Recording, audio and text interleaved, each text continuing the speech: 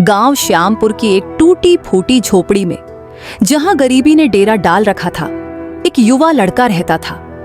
सुबह की पहली किरण अब भी ठीक से निकली भी नहीं थी कि अमन नाम का वह लड़का एक पुरानी बाल्टी लेकर घर के बाहर बंधे गजराज नाम के विशाल हाथी के पास पहुंचा और घर के दरवाजे पर उसकी भाभी रीना खड़ी थी। ओ अमन, क्या दिन भर बस इस हाथी की पूंछ पकड़े रहेगा? देख, रसोई घर, झाड़ू पोछा सब पड़ा है और तू यहाँ आराम फरमा रहा है। भाभी, बस हाथी को पानी पिला दूं, फिर सारे काम निपटा दूंगा। जब देखो तब बहाना बनाता है, कामचोर कहीं का। मुझे तो लगता है भगवान ने तुम्हें सिर्फ बहाने बनाने के लिए भेजा है। भाभी, मैं सुबह ही खेत से आया हूँ और हाथी के लिए चारा भी मैं ही जंगल से काट कर लाया हूँ। तो क्या चारा लाकर तू राजा बन गया? खाने को तो पूरा पेट भर खाता है, लेकिन काम के नाम पर तेरी जान निकलती है। ऐसा लगता है जैसे काम करने से तुझे कोई बीमारी लग जाती है। अरे रीना, थोड़ा आराम करने दे, लड़का सुबह से काम में लगा है। सुनो, अगर ज्यादा बोले तो तुमसे भी सब छीन लूंगी। चुपचाप खड़े रहो। अमन यह सब रोज सुनता था। सुबह से लेकर रात तक खेत, जानवर और घर के सारे काम उसी से करवाती थी। रीना के पास हर बात के लिए एक ताना था और भाई मनु के पास हर बार का मौन। अमन बिना कोई जवाब दिए, बिना किसी उम्मीद के सब कुछ सहता रहा।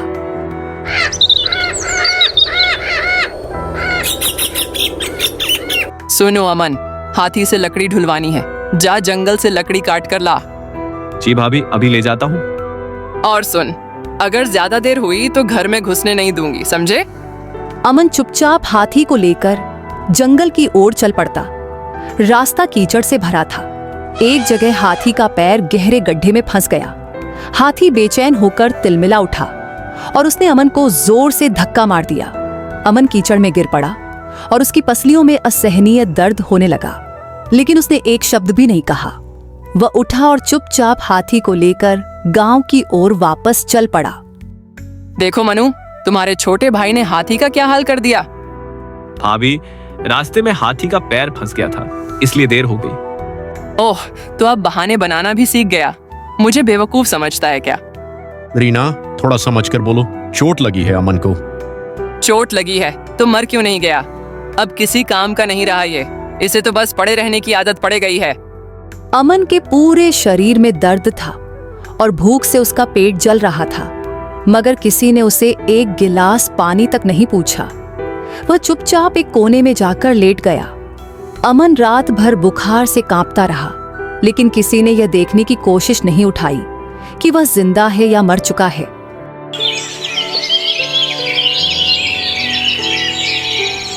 अरे ओ अमन, आज तेरा इस घर में आखिरी दिन है। निकल जा, मुझे अब तेरी सूरत भी नहीं देखनी। अमन चुपचाप उठा। उसने अपनी पुरानी चप्पलें पहनी, एक झोले में अपने फटे पुराने कपड़े रखे और बिना कुछ कहे घर से निकल गया। मनु दरवाजे पर खड़ा यह सब देख रहा था। वह कुछ कहना चाहता था, लेकिन उसके होंठ सिल गए थे। अमन बिना पीछे मुड़े चला गया। गांव से बाहर जंगल की तरफ एक रास्ता था। अमन थका हुआ चलता जा रहा था। हाथ में झोला लटका था और माथे से पसीना बह रहा था। वह गांव छोड़ चुका था। न पैरों में चलने की हिम्मत बची थी, न मन में कोई उम्मीद। उसका पेट भूख से जल रहा था और प्यास से गला सूख रहा था। अमन एक पुराने मंदिर की दीवार से लगकर बैठ गया। ये लड़के कहां से आया है और इस हालत में क्यों है? कहीं से भी आया हूँ बाबा, अब कोई मतलब नहीं बचा। बेटा, तेरा चेहरा बता रहा है कि तू कोई भारी बोझ लेकर चला है। बोल, किसने सताया है? घर वालों ने सताया है बाबा। भाभी ने घर से निकाल दिया और भाई ने कुछ नहीं कहा। बेटा, दुनिया का बोझ वही उठाता है जिसके अंदर सहने की ताकत होती है, और तुझ में कुछ अलग बात है। तेरी आंखों में कुछ ऐसा है जो तुझे महान बनाएगा। मेरे नसीब में तो सिर्फ गाली और मार थी, लेकिन अब बस अकेलापन है। तू चिंता मत कर बेटा, जो अकेले चलता है वही एक दिन सबसे आगे होता है। मैं तुझे कुछ जड़ी बूटी दे देता हूं, जिससे तेरा बुखार उतर जाएगा और तेरी थकान दूर हो जाएगी।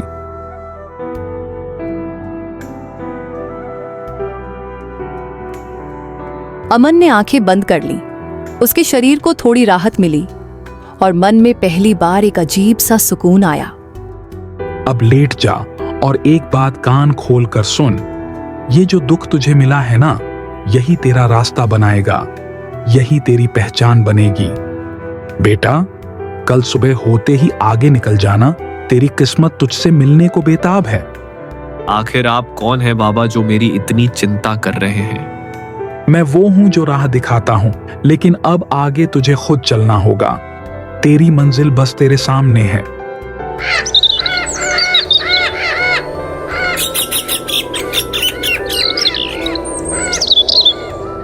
अगली सुबह अमन मंदिर से निकलकर एक कच्ची पगडंडी पर चल पड़ा।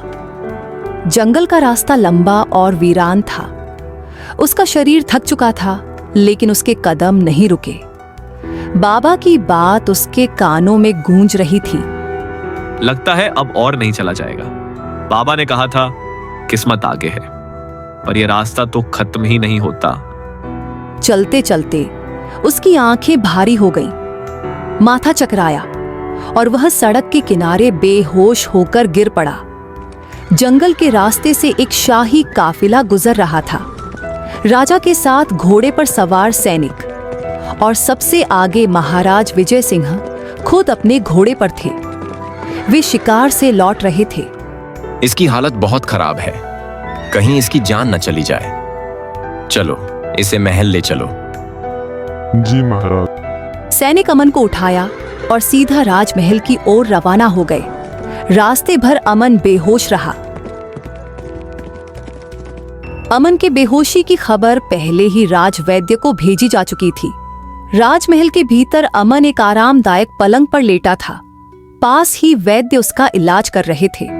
महाराज विजय सिंह वहीं खड़े थे और अमन की हालत पर नजर रखे हुए थे। उधर गांव श्यामपुर में हाथी गजराज एक कोने में चुपचाप खड़ा था। न तो वह खा रहा था, न पी रहा था। उसकी आंखों में उदासी साफ झलक रही थी। देख लिया मनु, ये हाथी भी उसी अमन की तरह जिद्दी निकला। जब से वो गया है, इसने कुछ खाया पिया नहीं है। मैं तभी तो कहती थी कि ज्यादा सिर पर मत चढ़ाओ उस लड़के को। अब देखो, हाथी भी उसी की तरह मुंह फुला के बैठा है, मानो हम ही सबके गुनहगार हैं। रीना, तुमने ही तो उसे घर से जाने को कहा था, पर सोचा नहीं था कि वह इतना दिल पर ले लेगा। अब अगर इस हाथी को कुछ हो गया तो गांव वाले भी हमको ही दोष देंगे।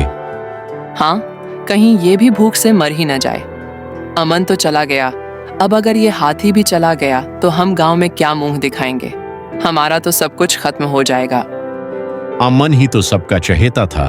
जानवर क्या, आदमी तक उससे जुड़ जाते थे।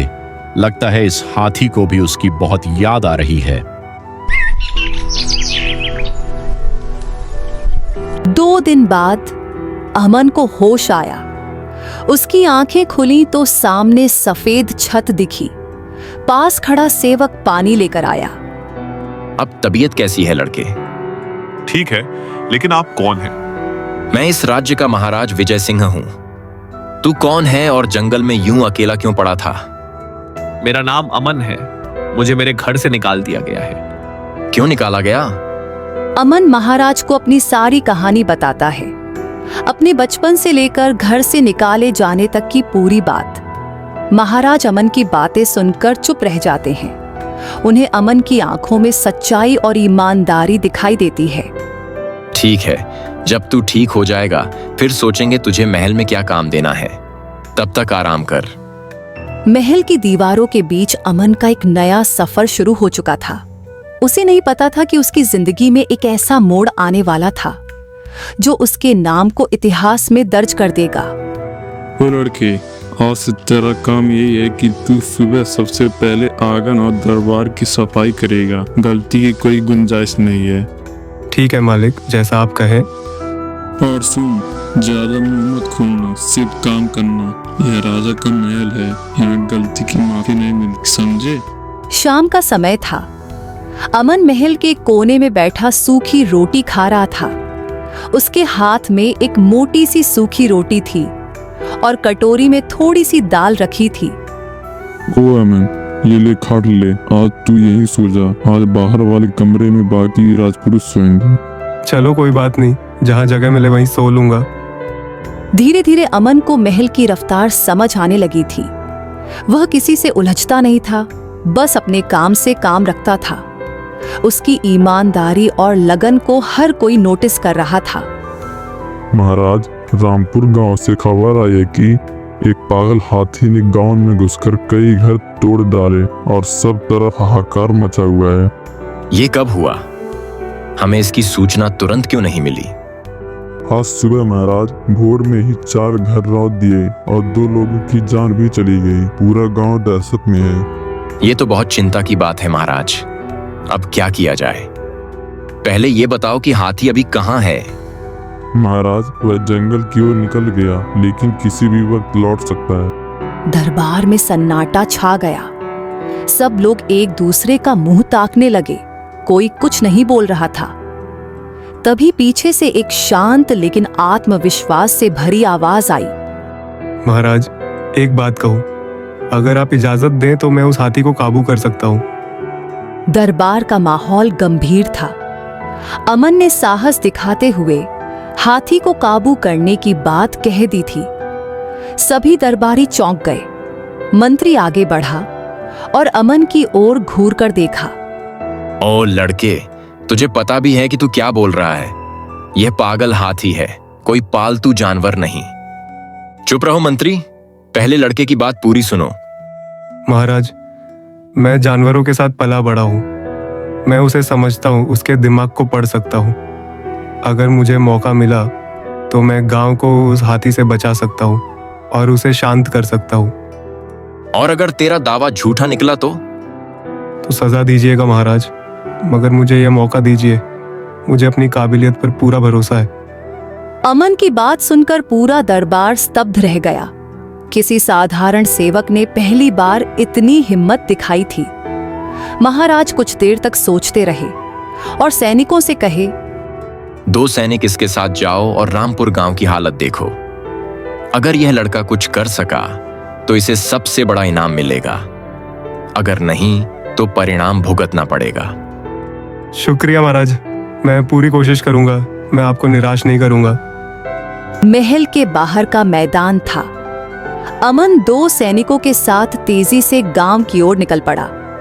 अमन पहली बार महल से बाहर किसी बड़ी जिम्मेदारी के लिए निकला था।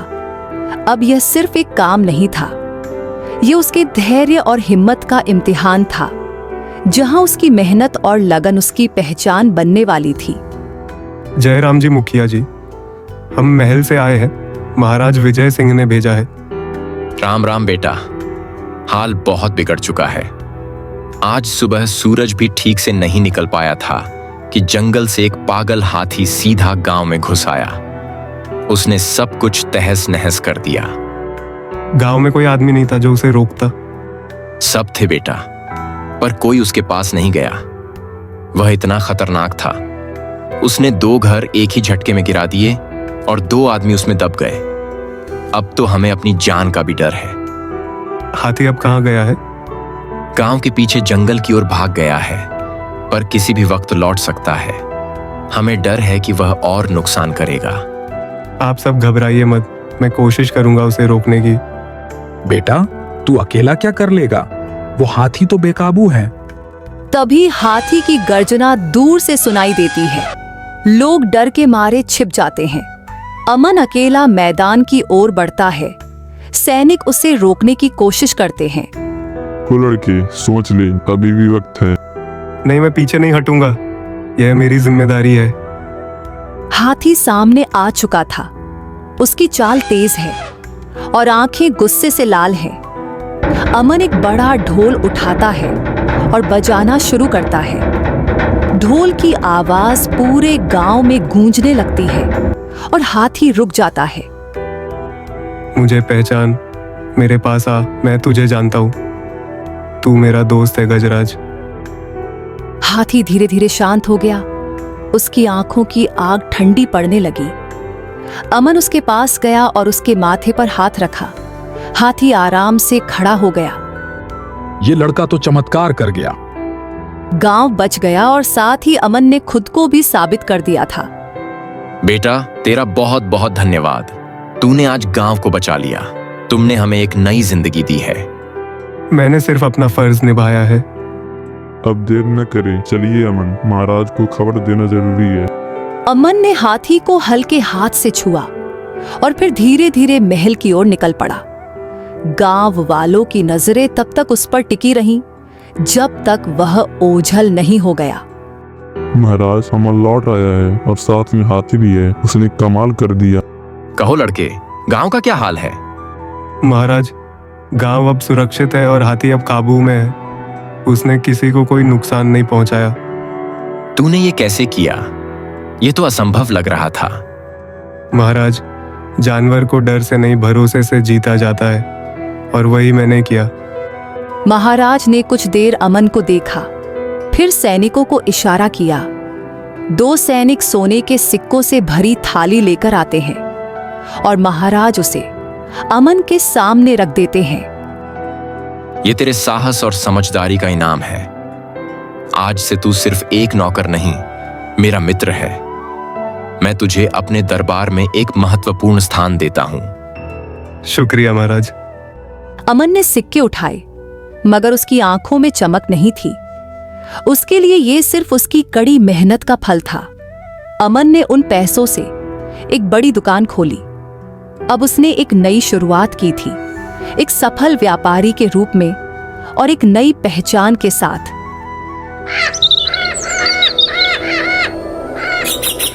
उधर श्यामपुर गांव की गलियां सूनी थीं। खेत उजड़ चुके थे, घर की छत टपकने लगी थी। रीना एक कोने में उदास बैठी थी और मनु दरवाजे के पास खामोश बैठा था। जब से अमन गया था, घर जैसे सुनसान हो गया था। उनका कर्ज बढ़ता जा रहा था और अब कोई उम्मीद नहीं थी। अब क्या होगा मनु? हमारे पास ना पैसा है ना कोई काम, सब कुछ खत्म हो गया। कुछ समझ में नहीं आ रहा। अब तो दुकान वाले भी उधार नहीं दे रहे, हमें तो कोई पूछता तक नहीं।